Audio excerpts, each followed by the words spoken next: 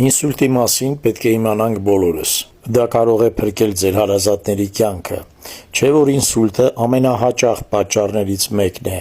մահվան և ինվալիդизացման։ Եթե ժամանակին անել համապատասխան միջոցառումները, ինսուլտից կարելի է խուսափել։ Երբ է պետք կանչել շտապօգնություն։ Եթե առկա է թմրոցություն կամ թուլություն մարմնի մի հատվածի, ձեռքի, ոտքի, դեմքի, եթե առկա են խոսակցական խանգարումներ, կոորդինացիայի փոփոխություն, որպեսզի խուսափել նման իրավիճակներից,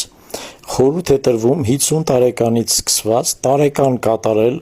պարանոցի աղնոտների դուպլեքս հետազոտություն կամ 5 տարին մեկ կատարել պարանոցների և գլխի անոթների կատե անգիոգրաֆիա։